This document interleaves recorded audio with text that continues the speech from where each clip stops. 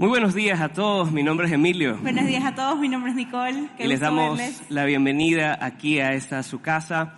Estamos felices de acompañarles y siempre agradecidos como familia, más que nada por sus oraciones. Comentarles que todo el proceso que está viviendo Soraya, acompañada por Andrés Ayá, va de la mano de Dios y estamos muy creyentes de que así seguirá, porque Dios está en control. Gracias a ustedes por ese apoyo y estamos aquí para continuar esta serie de la realidad de ser padres. Y si ustedes ya un poquito por ahí han visto la claqueta, lo que está saliendo en pantallas desde allá en casa, están viendo que justo el tema de hoy se llama Dame paciencia.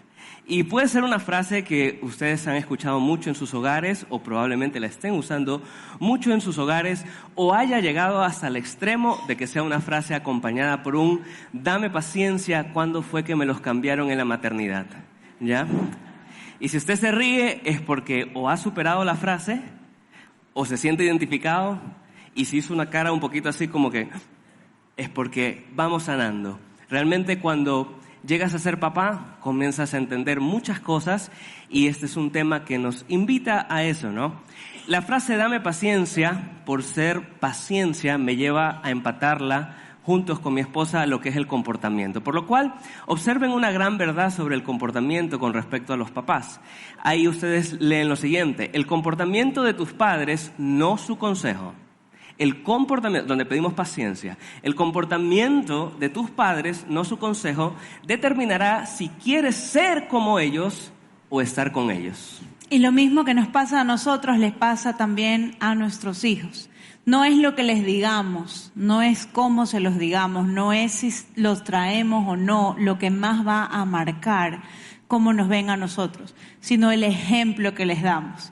Ustedes recordarán cuántos consejos pudimos haber visto a nuestros padres decir y no hacer, y cómo eso marcó nuestro comportamiento. Si tuvimos la fortuna de estar en un hogar funcional donde no pasó eso, estoy segura que lo hemos visto en otros. Como lo más importante no es lo que un papá dice, es lo que un papá hace. Y eso es lo que queremos para nuestros hijos, que cuando ellos sean grandes y puedan decidir si quieren o no ser como nosotros, sí lo quieran ser, y cuando puedan decidir si quieren o no estar con nosotros, deseen estar con nosotros. Y profundizando en esto de la frase que estamos leyendo, podemos decir también lo siguiente: el comportamiento de tus padres determinará qué tanto respeto tienes o tenías por ellos. O en la crianza, hoy estamos cosechando el respeto que vendrá. ¿Por qué?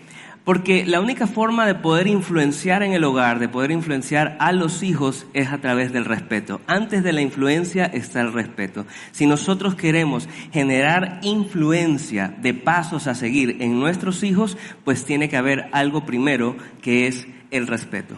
Y los principios que estamos enseñando hoy día, sí, son para padres, pero también son para cualquier persona que desee ser padre o esté participando activamente en la vida, en criar a un niño, un tío, un abuelo, un profesor. Para todos nosotros esta enseñanza nos funciona. Así que todos estamos involucrados en hoy ver cómo el comportamiento marca mucho más que un consejo y por qué es importante la paciencia. Permítanme, esto me lleva a mí un poquito a volverles a presentar cosas que Tito les expuso la semana anterior. La primera de ellas dice lo siguiente: una gran verdad para comenzar a romper ciertos paradigmas y llevar una crianza mejor o ajustar cosas hoy en día. Solo porque tengo padres o tuve padres no quiere decir que sepa cómo ser uno. Eso a mí me confrontó la semana anterior. También lo siguiente: solo porque alguna vez fui un niño no quiero decir que sepa cómo criar uno. Básicamente lo que hemos escuchado por ahí: cuando yo sea padre no seré tan severo como lo fue mis padres conmigo. O con el caso del niño, estamos diciendo: cuando yo tenga un hijo, sí le daré todo aquello que no me dieron a mí. Y esos son moldes que hay que romper. Parecen reivindicatorios, pero podrían terminar siendo totalmente dañinos. Y Tito también nos presentaba algo con respecto a la paternidad, a la realidad de ser padres. Todo el tiempo, cuando estamos en la crianza, usted puede llegar a esta conclusión: va a estar en una tensión constante entre lo que es real y lo que es ideal. Y vimos cómo Jesús manejó y maneja maravillosamente esa tensión. Porque Él siempre nos apunta a lo ideal. Eso veíamos la semana pasada. Él no niega cuál es el ideal. Lo señala, lo vive. Pero nos permite caminar con Él y navegar con Él en nuestra realidad. De hecho, las personas que más lejos estaban del ideal eran los más atraídos a estar cerca de Jesús. Y Jesús a ellos. Justo esas personas que no daban el estándar tan exigente, porque a veces cuando nos acercamos a la palabra o nos dan un consejo aquí en la iglesia, uno dice, bueno, eso es lo ideal, pero esta es mi realidad. Justo esas personas querían estar tan cerca de Jesús porque Él supo lidiar con esto y nos muestra hoy en día que hay un ideal para ser padres y ese ideal va a cambiar nuestra realidad. Nosotros necesitamos ideales porque son la única manera de cambiar nuestra realidad y a la vez cuando recibimos estos consejos y aspiramos a ese ideal, también vamos a ser conscientes de la gracia de Dios que necesitamos en el proceso de ser padres. Y eso es importante. Cuando uno les expresa aquí ideales, no es para presionar, no es para decir mira cómo estás hoy en día, sino para aspirarlos y sentir de conciencia cuánto necesitamos la ayuda de la gracia de Dios para conseguirlos. Por lo cual, podemos contarles lo siguiente. Jesús nunca dejó de decir la verdad, pero nunca disminuyó, ¿qué cosa? La gracia. Porque en los conceptos y los principios de Dios, lo más necesario es la gracia, pero no por ser difíciles, por ser ideales o porque a pocas familias son vistos, no por eso son cosas que no debemos aplicar, porque no es para mí. Porque no tengo los componentes necesarios para vivir una buena crianza o para darla o para tener un buen hogar, ¿verdad? Entonces sepan que hoy y todas estas semanas vamos a estar hablando del ideal, pero siempre entendiendo que hay muchas realidades y que tenemos un camino más largo o más corto, eso es subjetivo, pero un camino para llegar a ese ideal que Dios nos planteó. De hecho, las únicas personas con las que Jesús parece estar bien molesto en los evangelios es con la gente que condena a otros, no con la gente que está lejos del ideal. Así que si usted en cualquier momento de esta serie se siente un poquito separado de lo que estamos contando, es más que bienvenido, porque estamos aquí para eso, para caminar hacia ese ideal. Somos un grupo de imperfectos que necesita la gracia de Dios en cada etapa de esta vida. Amén. Den un aplauso al Señor si así lo cree, de eso se trata. Y vean un poquito un ejemplo de lo que era la generación de Jesús, esta religiosa a la cual Él amonestó. Lucas capítulo 11, verso 46 dice lo siguiente. Contestó Jesús a los fariseos, a los religiosos. Hay de ustedes también expertos en la ley.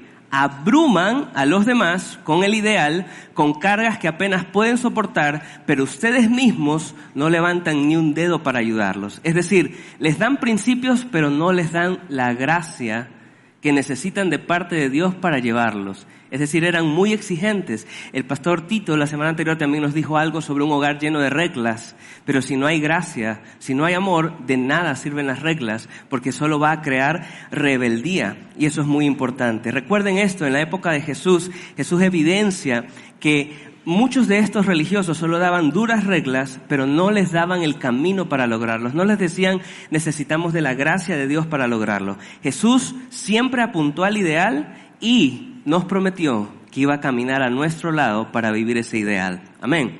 Jesús fue lleno de gracia y de verdad todo el tiempo. No era una combinación 50-50. A veces doy gracia, a veces doy verdad. Siempre daba verdad acompañado de su gracia, y ese es el modelo al que nosotros aspiramos como personas y como padres. Y normalmente uno cuando piensa, bueno, vamos a hacer serie de la familia, ¿qué historia de la Biblia vamos a escuchar? Pues les cuento, si no lo sabían, que la Biblia está tan anclada en la realidad que no hay una sola familia funcional que nos sirva de ejemplo. Bueno, y entonces, ¿cómo vamos a hablar del tema? Porque Jesús fue muy claro en decirnos cómo se ve la manera en que debemos amar a otros. Y sus apóstoles fueron muy claros también en cómo se ve la paternidad de la marca de Jesús. Y eso es de lo que vamos a estar hablando por eso hoy día. Así que si usted siente que en su familia hay mucho camino hacia el ideal, una de las cosas que puede hacer de consuelo es leer una historia de la Biblia, que créame que usted se va a dar cuenta que no está tan lejos como usted piensa. Y de eso se trata, de que entendamos que los principios que nos da Dios están basados en las enseñanzas de Jesús, en las enseñanzas de Pablo a los discípulos, en la enseñanza de los apóstoles, que parten ¿de qué? De la ley de Cristo. Y la ley de Cristo, ¿qué dice? ¿La podemos leer? Amar a los demás como Jesús nos ha amado.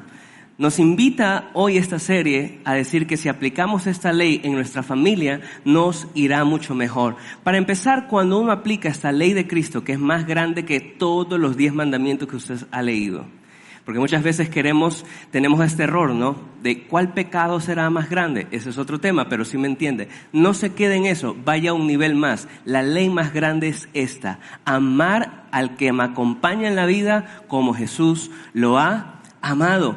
Y eso es una linda ética, porque básicamente en nuestro idioma sería esta ética de poner a otros primero. Y recuerde que si les estamos invitando a llevar una paternidad donde uno pone al otro primero, hay que aceptar una gran realidad. Si hay algo que saca nuestros egoísmos a flote de manera rápida y fiera, es criar a un bebé, es llevar de la mano a un niño, es convivir con un adolescente. Hasta ahí llegó, tranquilos, no.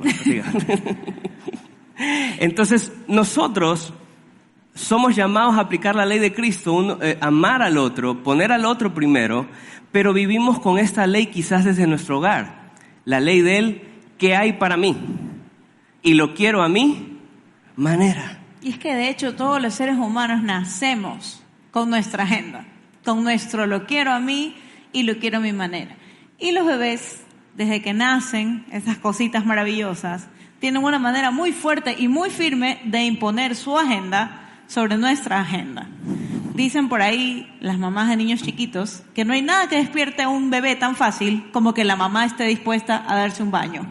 Un temblor, un sonido fuerte, no va a causar el mismo efecto. Y desde ahí, las mamás y los papás vivimos eso. Vivimos como nuestra vida, solo los dos era una cosa, y nuestra vida con una cosa chiquita, que amamos con locura, hace que haya muchos sacrificios diarios. Duele al principio y de hecho saca lo mejor de nosotros, sí, pero también saca muchas veces lo peor de nosotros. Y eso también me recuerda a que los bebés, en el caso de nuestra bebé que tiene 2 años, va descubriendo espacios nuevos en casa. Y parece que hay una ley que dice, esto lo tengo que conquistar. Este lugar nuevo que he conocido es mío. Y por poner un ejemplo, ella tiene su baño, tiene su shampoo, tiene sus cosas, pero cuando llega al baño de nuestro cuarto, descubre que hay tantos colores de otros frasquitos y creo que automáticamente su mente dice, ¿por qué yo no tengo tantos colores en el mío? Así que este es mi baño y el que es el de allá que tiene poco shampoo es suyo. Ya, o sea, es como que van en esa dinámica, ¿no? Entonces fíjese que cuando entramos a la realidad de ser padres, no podemos negar que va a existir una tensión de voluntades, una tensión de agendas, una pelea de 2 voluntades fuertes y van a suceder estas cosas en el hogar. Pueden ser consecuencia de esa lucha de tensiones y mucho ojo porque estos son comportamientos de temor. Por temor vamos a actuar de maneras que luego lamentamos. Por inseguridades que no hemos resuelto salen a flote debido a esta tensión. Rabia, porque quería mi tiempo, yo me casé para independizarme y ahora resulta que hay 2 independencias luchando en el mismo lugar, ¿no? ¿Ya? O sea, impresionante.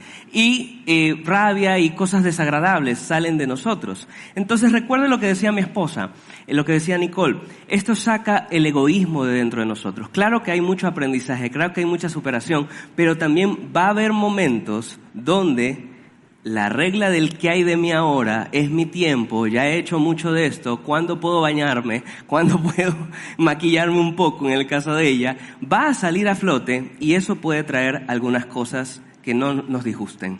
Por lo cual, vale hacer un poquito en estas dinámicas una reflexión sobre esto. En la pantalla dice lo siguiente: ¿dónde me encuentro en relación con el deseo de mis padres de proteger su reputación?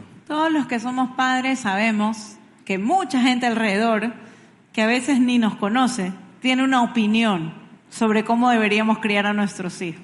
Si nuestro hijo chiquito hace una pataleta en el supermercado, sí, nos duele verlo llorar, pero cómo nos duelen las miradas de la gente alrededor.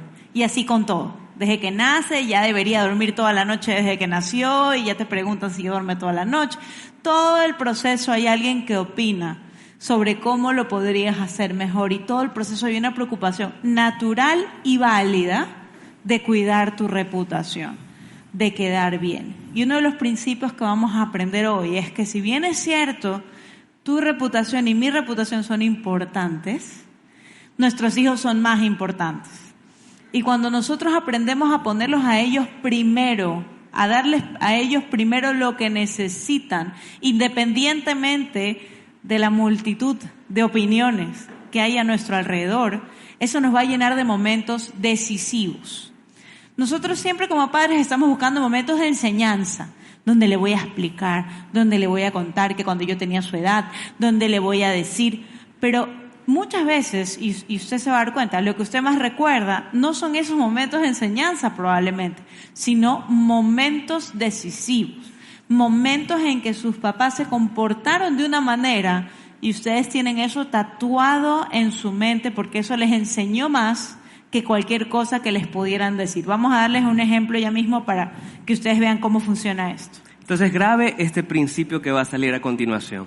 Un momento decisivo es mejor que un momento de enseñanza. Los momentos decisivos. Hace 3 semanas creo viví uno de ellos. Me tocaba dar uno de estos temas acá y quería hacer debutar este pantalón blanco. Y en el instante que faltaban 10 minutos por reloj para llegar a tiempo acá, la bebé me interceptó.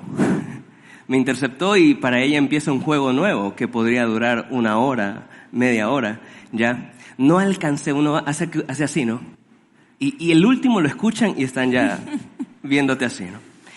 Y salían, ellas iban a llevarla a un lugar a jugar, así quedamos y nos íbamos a dividir, pero yo soy el que la carga cuando la voy a llevar al carro. O sea, es una forma para que ella pueda estar un poquito suelta de mamá y no las enganche y no las deje conducir, ¿ya? Así va aprendiendo de a poco.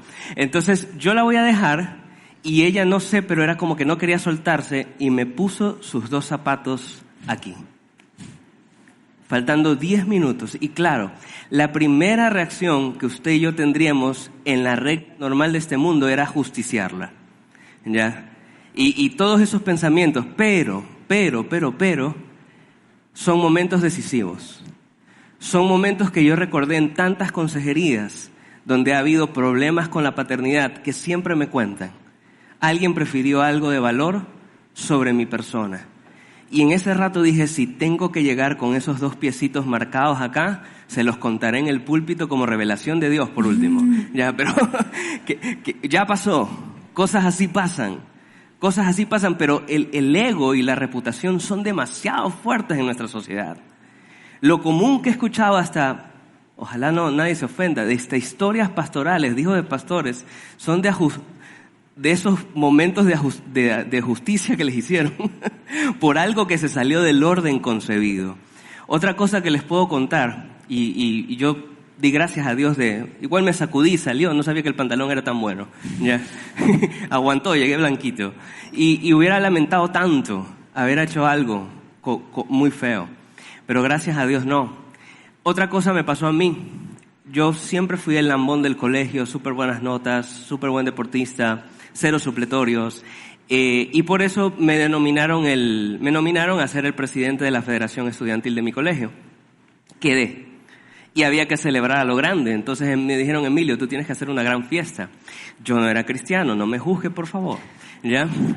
Entonces yo sabía que una buena fiesta tenía que tener cervezuana, ¿verdad? Pura cerveza. Y a mí se me ocurrió que la idea más increíble de que nos llenen la fiesta era poner al lado del escudo de mi colegio y de su nombre una cerveza gigante, ¿ya? La fiesta fue un éxito total. Y yo estaba muy feliz, porque era un presidente muy querido, pues, ¿no? Entonces, después de eso no hicimos nada. Lo único que haces en los colegios es hacer fiesta, nada más. De ahí no es que se hace un cambio relevante en los colegios. Llegué el lunes y yo estaba muy feliz porque dije, ahora si ya soy presidente y una buena fiesta, te admiran más. Me encontré fue con el rector y una aparición poco usual en mi colegio que fue mi papá.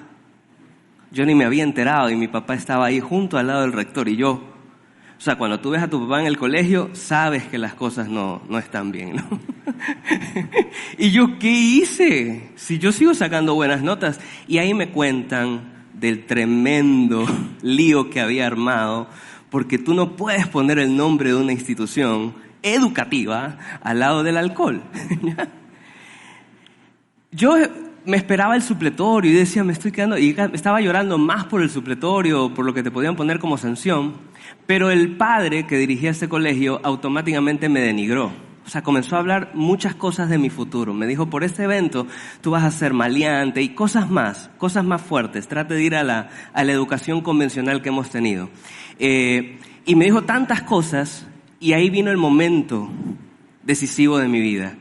Mire, mi padre puede cometer 1001 errores y los ha cometido, pero por ese momento decisivo no hay nada que él haga que lo haga bajar del amor que le tengo. Porque en ese instante, cuando él seguía hablando esas cosas, mi papá hizo automáticamente esto. Ninguna de esas palabras le puede decir usted a mi hijo. Así que le pido que se calle. Y yo me quedé así. Encontré a mi superhéroe.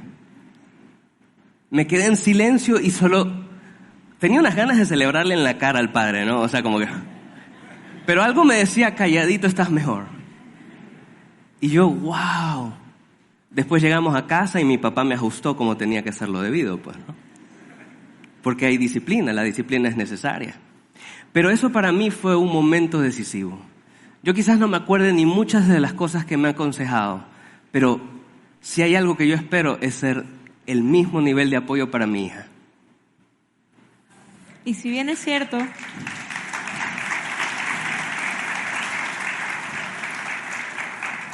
Si bien es cierto, nuestros padres nos pusieron antes que su reputación, algo muy importante que hicieron es que no nos pusieron antes que su relación matrimonial, que es un error muy común que vemos que pasa muy seguido. Los padres, las madres decimos, no, pero es que mis hijos primero, pero es que mis hijos primero. Y es natural, porque cuando nace un niño... nace con tantas necesidades, tan seguido, que es como que la gravedad nos lleva a no acordarnos de si comimos, nos bañamos, tomamos agua, mucho menos. Si nos saludamos. Mucho menos si nos saludamos. O sea, nos saludamos y conversamos, está como que en otro aspecto, en un segundo plano de las cosas que se nos olvidan. Y esto puede ser algo que perpetuemos. No, porque mi esposo siempre va a estar ahí, pero mis hijos se van a ir algún día. Primero, por lo mismo tenemos que cuidar nuestro matrimonio. Y segundo, cuidar nuestro matrimonio es lo mejor que podemos hacer por nuestros hijos. Cuidar nuestro matrimonio, darles a ellos un ejemplo del ideal de matrimonio. Un hogar con paz, con calma, con tranquilidad, donde el matrimonio es un equipo, es el mejor regalo que le podemos dar a nuestros hijos. Así que tomemos cuidado de eso, de darnos tiempos. Eso, y voy a añadir algo más. Una mamá saludable y un papá saludable. Una mamá que vaya al doctor cuando tiene que ir, haga ejercicio de Dios mediante, tenga su vida espiritual, tenga su vida. Un papá que haga lo mismo. Porque nosotros somos el ejemplo de lo que ellos van a aspirar y lo que ellos van a ver como ideal. Así que necesitamos cuidar esa parte. Ustedes ya son una familia antes de tener hijos. Y esto puede chocar con muchas de las enseñanzas, ¿no? Sobre todo muchos hogares que están buscando su primer hijo y a veces no sienten una identidad. Ya hay una familia desde el momento en que son un matrimonio. Sus hijos son sencillamente una bienvenida adición a algo que ya existía. Y eso a mí me ha bendecido mucho pensarlo de esa manera, como dice mi esposa. Hay una familia ya aquí. Estamos en una temporada de criarlos, pero hay una familia. Y pensando en esto del bien de los hijos, uno de los mejores bienes que le podemos hacer es no volverlos el centro del hogar. El centro del hogar. Y en ese espíritu de la enseñanza de Jesús, de que queremos lo mejor para nuestros hijos, podemos decir lo siguiente: no haré nada por ti si no es bueno para ti. ¿Por qué? Porque te amo. Y esa es una ley que impera en lo que Cristo nos ha enseñado. Amar a los demás como Dios nos amó a nosotros. El amor de Dios tiene el interés de que siempre hagamos cosas que estén bien y nos vaya bien. Nunca Dios nos entregaría algo que nos haría daño, ¿verdad? Y aquí pues reflexionamos algunas cosas, ¿verdad? Bueno, básicamente siempre nuestros hijos van a tener momentos en que quieren hacer cosas que no les convienen y no entienden por qué los papás les aguamos la fiesta desde que son chiquitos. A Ana Nicole le provocaría tirarse de todo lo más alto y que la dejemos hacer lo que le da la gana. Ana Nicole cree que sabe nadar, y no le gusta que yo la coja para que no se ahogue. Y es normal, así somos toda la vida. Yo recuerdo tantas veces que a mí me molestó algún límite que me pusieron mis padres, hasta desde chiquitita, hasta grande.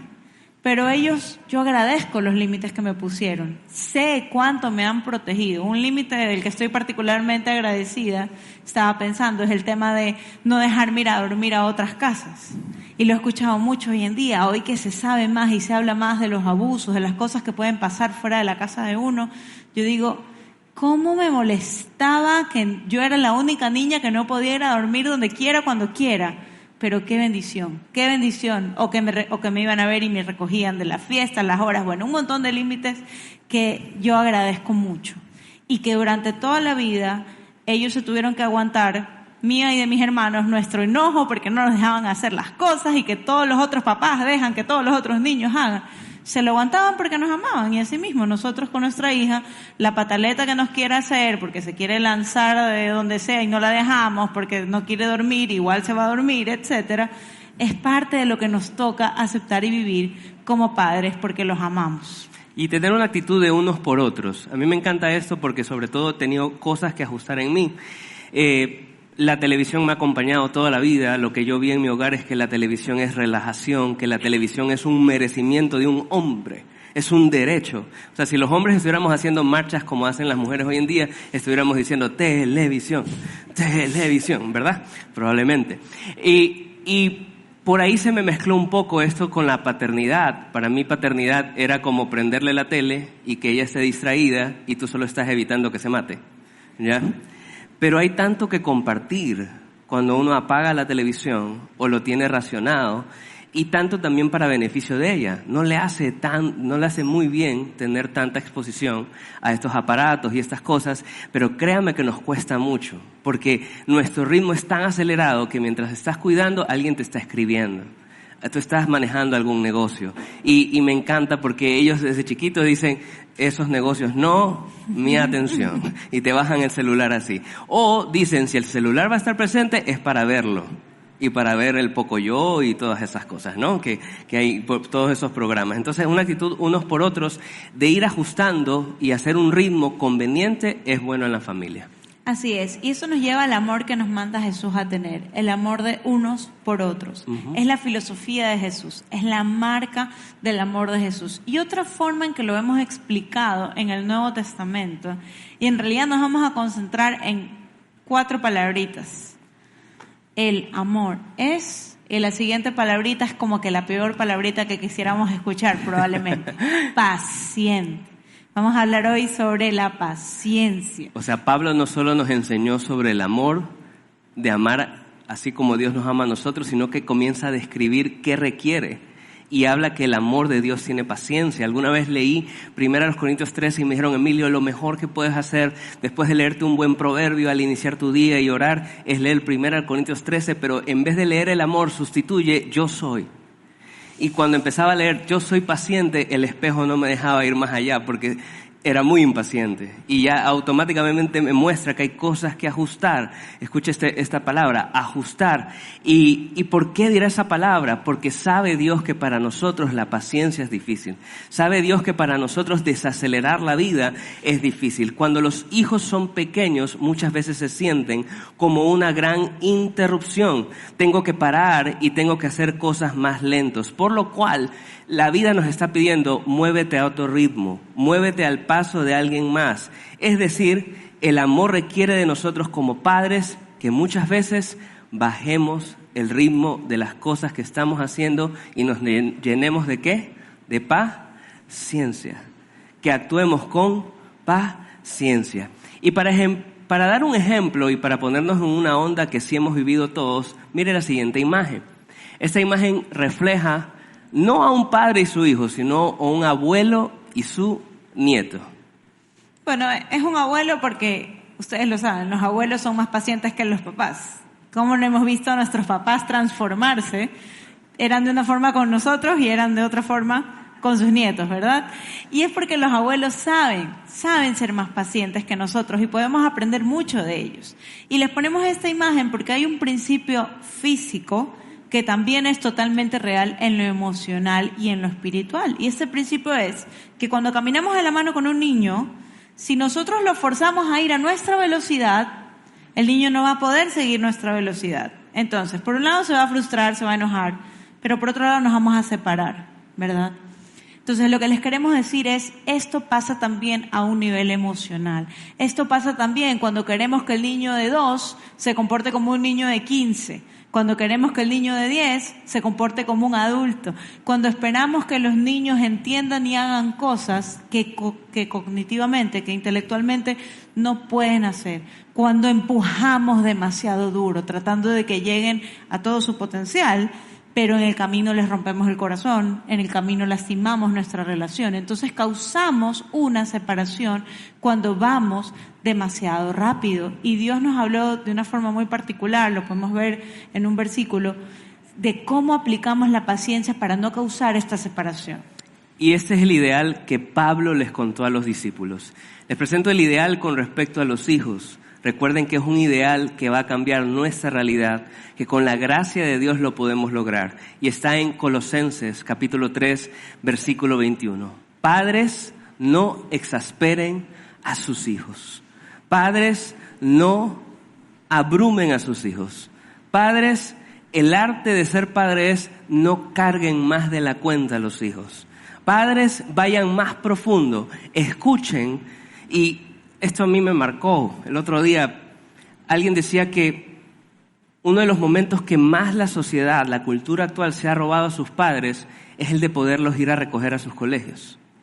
Dicen el estudio de esta persona que cuando tú recoges como padre a tu hijo del colegio, esa es la cara real de lo que está viviendo. Cuando llega al asiento, él busca transformarla para no tratar de contarte las desgracias que está viviendo en el colegio. ¿Me sigue? Pero dicen que cuando tú lo ves, ese caminar va llegando con sus amigos, ¿no? Y es uno feliz. Pero en el momento que se sueltan, cuando ya te abres tú la puerta, hola. O sea, dicen que ese instante te revela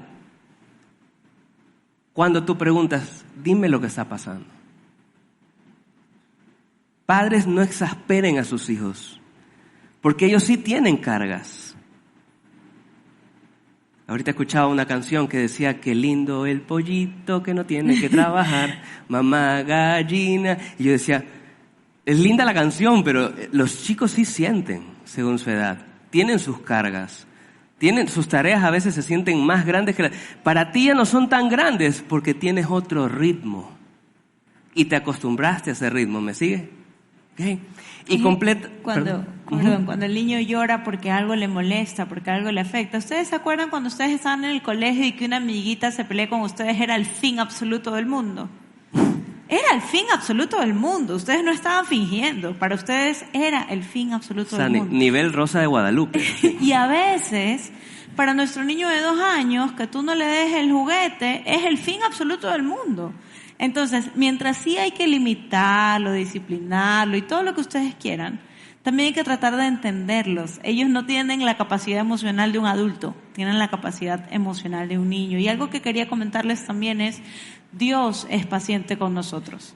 ¿Cuántas veces Dios, yo puedo hablar por mí, me ha mostrado a mí algo como 185.700 veces hasta que lo entendí y lo hice?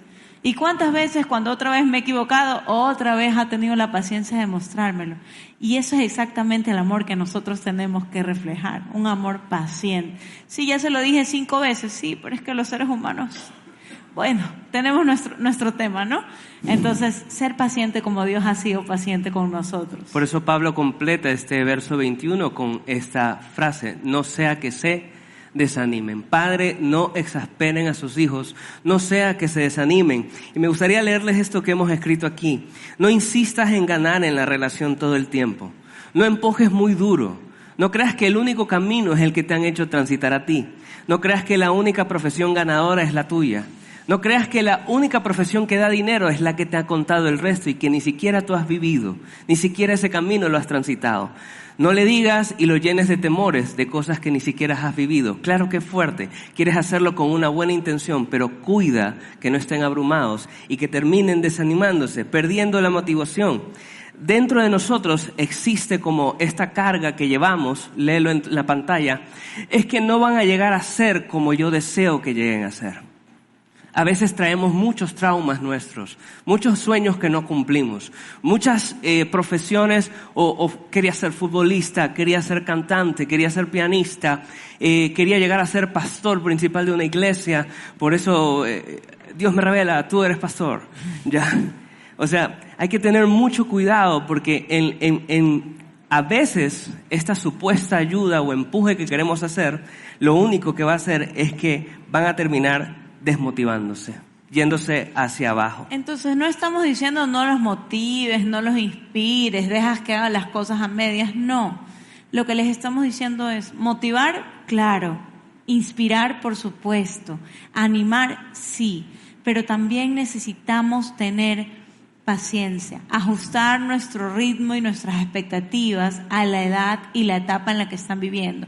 Si tal vez yo fui diferente, eso no significa que mi hijo es una copia mía. Mi hijo es otra persona separada que va a tener sus defectos y sus virtudes y voy a tener que aceptar. Y además, cuando estamos tratando que sean lo que yo quiero que sean, normalmente no se trata de ellos, se trata de mí. De que yo no pude ser doctor, entonces él va a ser doctor, o yo fui doctor, entonces él también. Tratemos de poner a nuestros hijos primero en ese sentido también. Y si usted puede recordar como yo, algo que se me queda de cada serie de familia que se hace aquí en Alianza San Borondón, es cuando Andrés y Soraya han leído el proverbio que dice, guía al niño en su camino y éste no se extraviará. Y ellos nos desafían a decir, no es solo un tema de darle principios cristianos o una fe, también es un tema de identidad, de conciencia de sí mismo, de propósito. Y lo más importante es tener en cuenta eso, que nuestros hijos tienen que llegar a un camino donde ellos tengan conciencia de sí mismo. La conciencia de sí mismo hoy en día está muy relacionada con el éxito, va de la mano con la inteligencia emocional, va de la mano con cómo ellos se van a desarrollar en ambientes laborales, porque tienen conciencia de sí mismo. Y resulta que esta conciencia de sí mismo solo es fuerte, según los estudios, si se desarrolla en casa. No podemos vivir siendo padres que digan en el colegio les ayudarán a descubrir quiénes serán. En una academia, en un instituto, con un tutor. Porque ahí vienen muchas confusiones, vienen caminos que quizás luego lamentaremos o relaciones que nunca debieron haberse dado o dependencias a sistemas que terminan minando la capacidad que tiene esa persona y hasta dónde va a llegar. ¿Cómo se ve esto en la práctica? Yo puedo pensar en algunos ejemplos, de hecho de mis propias vivencias como hija. Yo puedo pensar cuando yo tenía, calculo yo que unos 4 años y mi hermana y yo estábamos en clases de ballet. Y era una cosa diminuta. Pero yo dije que no quería hacer ballet. Y mis papás lo aceptaron y me metieron en las clases de pintura que yo quería. Sé que para muchos papás es como si decirle mucho sí a los hijos los va a malcriar. Como si pudiera ser malo dejar que el niño exprese lo que quiere. Pero les invito a desafiar eso. Si el niño quiere pintar, si el niño le gusta el piano, le gusta la música, ¿cuál es el problema? ¿Y por qué no incentivarlo y ayudarlo a encontrar lo que le gusta? Porque Dios a ese niño, a esa niña la mandó con una esencia, con unos talentos y unas fortalezas particulares, diferentes a las de todos los demás. Entonces, ¿por qué no animarlos y escucharlos? Puede ser que no digan muchas palabritas, pero créanme que se comunican. Así sea con el llanto, con sus 2 o 3 palabras mochas, se comunican y esperan que los escuchemos. Y eso es lo que yo trato de hacer con mi hija también. Yo, cositas que ya sé de mi hija que tiene 2 años, le fascina nadar. Ella nada desde que tiene 6 meses. Ella cree que nada, todavía no nada, pero está aprendiendo a nadar. le gusta mucho bailar, entonces le ponemos mucha música, le gustan mucho las canciones. Y a veces una persona puede pensar, no, pero es que el padre tiene que dictar a qué se juega y qué se hace, y yo quiero que mi hijo juegue tenis, entonces por más que yo sé que le gusta el básquet, le voy a incentivar el tenis. ¿Por qué hacemos eso? ¿Por qué? Y eso lo repetimos hasta más grandes, cuando ya quieren ser profesionales. Más grande lo pude ver también en la forma como nos criaron a mis hermanos y a mí. Mi papá, como ustedes saben, es dueño de un negocio. Mi hermana mayor entrena perros. Mi hermano menor es músico. Yo sí tengo un negocio, pero no es el negocio de la familia. Y a todos, por más de que yo sé, porque mis papás sí me lo hicieron saber, que ellos hubieran querido, desde que yo era pequeña, que yo esté en ese negocio. En el momento que yo decidí no estar, su apoyo fue completo e incondicional. Y siempre lo ha sido desde que yo era chiquitita, lo sigue siendo hoy. Y eso es lo que mi hija, y quiero sus hijos, van a tener. Ese apoyo incondicional de ser ellos mismos y hacer lo que sea que les haga feliz. Obviamente nadie les está diciendo que no los disciplinen y que los dejen hacer lo que sea, pero creo que sí nos hacemos entender, ¿no? En qué sentido hay ciertos sís que están muy bien. No por ser papá tengo que decir que no todo el tiempo. Hay algunos sís muy bonitos que puedo darle a mis hijos también. Y recordar lo que hemos visto en este día. Número 1, hemos visto que el amor que Dios nos pide tener en familia es el que deja atrás el ego y la reputación. Desde este momento, como yo digo, por favor que vengan todos los pantalones blancos sucios que sean posibles. Pero hay momentos decisivos donde renunciar a tu reputación va a marcar positivamente por esa forma en que tú actuaste a tu hijo. El amor detecta, nos encanta a los dos, detecta el ritmo. ¿Por qué? Porque Dios nos ama tanto que viene a nuestro ritmo e intenta explicarnos pacientemente muchas cosas hasta que comprendemos. El amor detecta el ritmo de la otra persona y ajusta el paso de acuerdo a eso. Y no olviden lo principal, en lo que se puede resumir estas dos cosas de la reputación y de ir al ritmo del hijo. El amor es paciente. Entonces, te planteamos una pregunta que queremos que nos hagamos todos. ¿Cómo se vería ir al paso de la otra persona? ¿Qué persona hay en tu vida que está corriendo detrás tuya? ¿Qué persona hay en tu vida que estás empujando probablemente muy duro?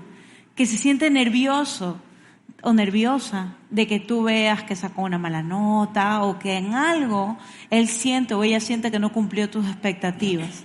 ¿Y cómo se vería ajustar un poco el paso? Yo sé que te da miedo, que si no eres duro, entonces va a ser un malcriado y entonces va a ser un mal adulto, pero todo tiene espacio, ¿verdad?, para calibrar. Entonces, ¿qué posibilidad hay de que vayas un poco más despacio? Así como cuando caminas en la calle con tu hijo pequeño, no vas a tu velocidad normal, ni lo jalas, ¿verdad? De la misma manera, ¿cómo podemos hacer un poco más despacio el paso en lo emocional, en lo espiritual? ¿Qué acción puedes tomar tú y puedo tomar yo para poner a mi hijo antes que mi reputación e ir un poco más despacio? Ese es el desafío que nos hacemos hoy día. Y póngase de pie para orar por ese desafío. Y permítame cerrar el desafío con una visión de futuro, de por qué es importante la paciencia y amar como Jesús lo ha hecho. Ya no diga, dame paciencia, más bien diga, tengo el amor de Dios, puedo ser paciente y ajustar mi vida. Creo que esta es la mejor reflexión que nos podemos hacer hacia el futuro.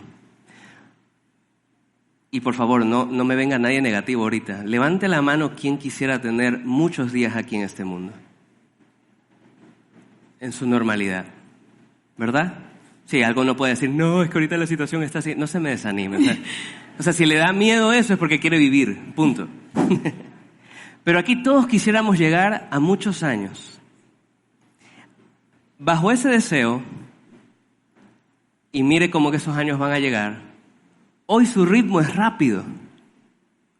Pero cuando esos días lleguen, ¿cómo va a ser su ritmo? ¿Va qué? Desacelerando. Y cuando uno va más o ve a los abuelitos que van desacelerando su paso, ven que donde ha habido familias positivas, esas familias ajustan, esa nueva generación, esos que son jóvenes, ajustan su paso y van ¿a qué? A su ritmo. El poderles decir que un principio positivo es la paciencia en la realidad de ser padres es porque un día tú vas a necesitar que tus hijos sean pacientes contigo. Es porque yo al menos sí he visto hijos cambiando pañales a los papás. Yo sí he visto hijos bañar a sus padres. Son realidades. Y la mayoría de ellos es porque tienen en su corazón mis padres siempre fueron pacientes conmigo. Porque con el tiempo, algún día, nosotros también seremos como esos niños que están cortando la agenda. Crecemos y ya nos volvemos una prioridad difícil de manejar. Y por esa razón es que se nos llama a amar pacientemente. Porque un día necesitamos que alguien tenga paciencia con nosotros. Que la bendición de Dios más grande que uno tenga es estar rodeado de esa familia que te va a tener paciencia. Cierren sus ojos y oremos. Gracias, Señor, por permitirnos estar aquí y poder traer este mensaje. El amor es paciente y queremos derribar la cultura de esperar que las cosas cambien para tener paciencia. Dejar atrás ese dame paciencia y comenzar a decir al espejo del alma, yo soy paciente gracias a la gracia de Dios. Necesitamos tu gracia como padres, necesitamos tu gracia como familia, necesitamos tu gracia, Señor, como hijos o como personas que están cuidando a un niño, a un abuelito. E incluso queremos hacer recuerdo de lo paciente que han sido con nosotros en este momento. Pero desde hoy queremos cosechar lo que vendrá en el futuro. Por esa razón, una vez más, tus principios son reales. No son caducos, sino que están vigentes en nuestra sociedad. Y los vamos a aplicar. Desde hoy cuidaremos cada momento decisivo de las personas que nos rodean en nuestra vida, de las personas que estamos cuidando. Porque a veces más que una enseñanza es haber estado paciente en el momento decisivo. Es lo que queremos para nuestras vidas, es lo que queremos para cada vida aquí, para aquel que escuche este mensaje o que lo repita o lo vea después. Así lo deseamos y lo pedimos en el nombre de Jesús. Amén y amén. Gracias por haber estado aquí con nosotros desde casa, aquí presentes. Nos vemos el próximo domingo.